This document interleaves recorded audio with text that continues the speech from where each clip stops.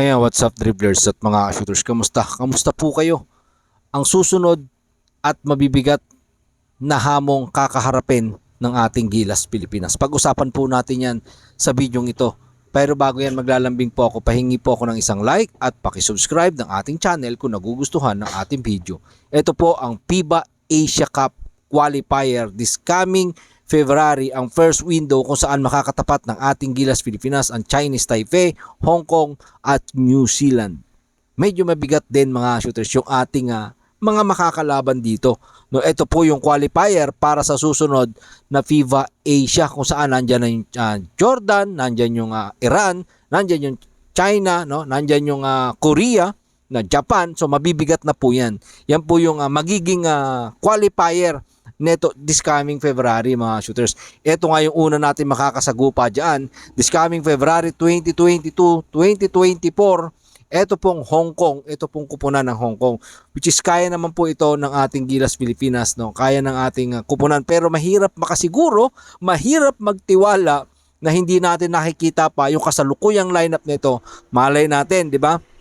Mayroon na rin nilulutong naturalized player na ipaparada yung katulad ng Hong Kong mga shooters. Kaya hindi dapat pakakampante ang ating kupunan. Kaya sabi ko nga, ngayon pa lang dapat pinaghahandaan na etong first window ng ating Gilas Pilipinas na makakalaban nila.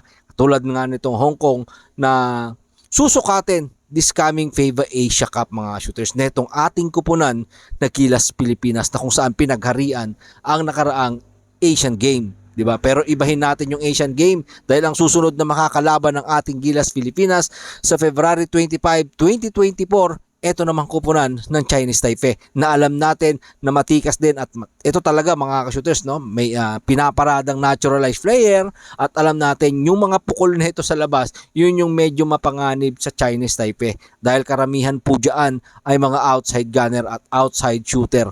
No? Yan yung kanilang pambato. Although maliliit yung mga yan, pero karamihan po dyan ay mga shooter at magpaparada rin ng kanilang naturalized player. Ito pong Chinese Taipei na makakatapat ng Gilas Pilipinas sa February 25, 2024. Yan po yung first window na kakaharapin ng ating Gilas Pilipinas this coming 2024. Mga shooters, dahil hindi lahat biro yung ating pagsubok na dadaanan ng ating kupunan ng Gilas Pilipinas para makapasok sa FIBA Asia na kung saan, sabi ko nga, nandyan yung Jordan, Korea, China, Japan, at ang Iran na siyang mga lalakas na kupunan. Nandyan pa ang Australia, di ba, mga shooters. So, mabigat ang susunod na hamon para sa ating naturalized player na si Justin Brownlee. O dapat nga bang magtalaga na ng panibagong naturalized player? Napakaraming PBA import ngayon, mga shooters. Sabi nga ni Dadin, Kinito Henson, kailangan ng mamili ng ating Gilas Pilipinas. Andito pa yung Paris 2024 Olympic Qualifier mga shooters na nag-aantay rin sa atin na alam natin etong ating Gilas Pilipinas ay nakaambaring sumali sa darating na Paris Olympic Qualifier mga shooters. So kailangan na talagang paghandaan ng ating kupunan at alam ko magiging masaya ang bawat isang Pilipino kapag nakikita na yung ating Gilas Pilipinas na pinaghahandaan o nag-prepare para sa mga ganitong kalaking competition at ang susunod na makakalaban ng ating Gilas Pilipinas sa second window this coming November 21, 2024 mga ka-shooters. Ito namang New Zealand ang susunod na makakatapat ng ating Gilas Pilipinas. Isa sa mga malalaking kupunan dito sa Asia na kung saan nagtataka ako bakit nandito ito mga shooters, no? Bakit nakasama ito dito sa Asia Cup Qualifier, no? Hindi naman supposedly, hindi naman dapat nasa Asia. Ito pong New Zealand kasama ng Australia. But anyway, mga shooters, nandiyan na po yan.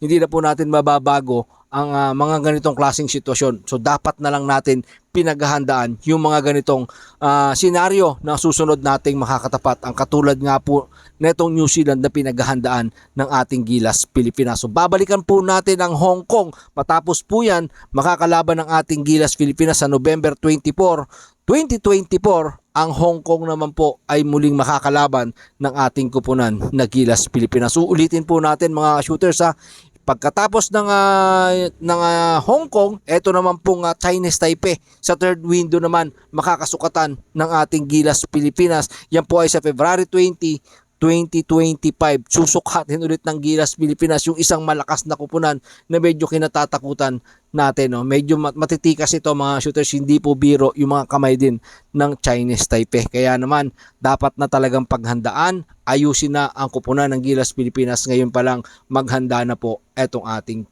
Gilas Pilipinas. Siyempre susunod at huling makakalaban sa third window ang New Zealand at yan na magdidetermine kung makakapasok ang ating Gilas Pilipinas sa 2025 FIBA Asia.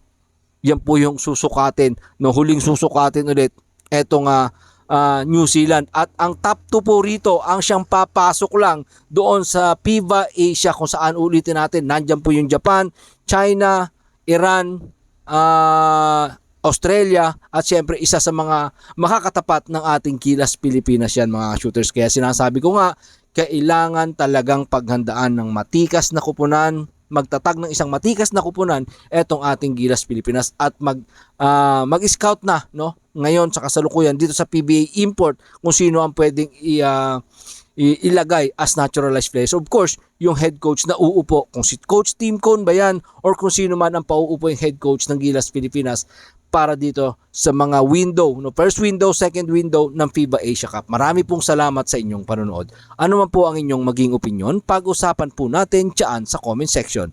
Ingat and God bless everyone. Adjourn. Laban Pilipinas. Puso